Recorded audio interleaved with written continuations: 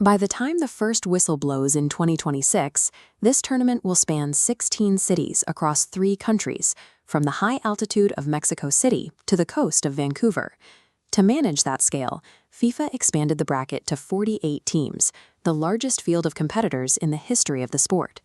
But building a sporting event that occupies an entire continent took nearly a century of trial, error, and intense logistical evolution. The current complexity of the World Cup is the result of 96 years of continuous expansion in both technology and geography. In 1930, the scope was significantly more narrow. The entire tournament took place within a single city, Montevideo, Uruguay.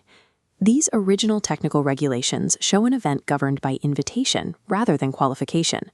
Only 13 teams participated, and many nations declined simply because of the distance.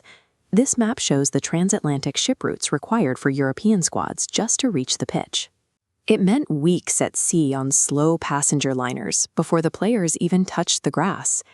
In this era, simply arriving with enough healthy players was considered a victory. The tournament was a test of physical endurance before the first match even started. Down on the field, the conditions were just as demanding. When France and Mexico kicked off the first match on July 13, 1930, they were dealing with equipment that would be unrecognizable to a modern pro. Players competed in heavy wool jerseys. Once the fabric absorbed sweat or rain, the jerseys became significantly heavier, making every sprint more taxing as the match progressed. The ball was a sphere of thick brown leather. Because it wasn't waterproof, it gained weight on wet pitches, and the heavy exterior laces made every header a physical risk. There were also no substitutes. If a player was injured, they either played through the pain or left their team to finish the match shorthanded. Success in 1930 relied on a player's ability to withstand these punishing physical conditions for 90 minutes. Today, the modern French squad wears ultra-light synthetic kits designed to wick moisture away instantly. But the biggest shift isn't in what the players wear, it's in the equipment they use. The modern game now relies on a continuous stream of data generated directly from the ball. This cross-section reveals an internal suspension system housing a microchip sensor. It tracks locational data pings hundreds of times every second. This feeds the Video Assistant Referee, or VAR. Combining sensor pings with high-speed cameras, officials track offside calls with millimeter precision.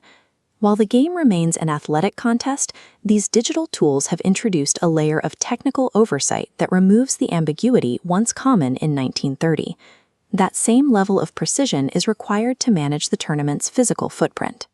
In 1930, the entire event fit inside the city limits of Montevideo.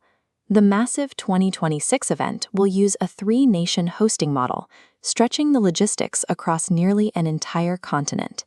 This footprint is anchored in the south by Mexico City's Estadio Azteca, a historic venue capable of holding over 83,000 fans. Moving north, this topographical map shows the massive logistical network required. Flight paths connect Mexico City to the final stages in New York and New Jersey. These networks extend further north into Toronto, Canada, completing a logistical triangle covering millions of square miles. Moving 48 teams and millions of people across these distances requires the kind of coordination usually reserved for multinational corporations. The core of the game, 11 players trying to score on a single net, is the same as it was in 1930, but every piece of infrastructure surrounding that match has been rebuilt for a global audience. We've moved from weeks at sea and heavy leather balls to microchips, VAR, and continental flight paths. The 2026 World Cup is more than a tournament. It is the culmination of a century's worth of engineering and global connectivity. The stage for this event is now an entire continent, fully illuminated and ready for the largest kickoff in history. With 48 teams entering this massive continental gauntlet, who do you think will be the last one standing in 2026? Let us know in the comments.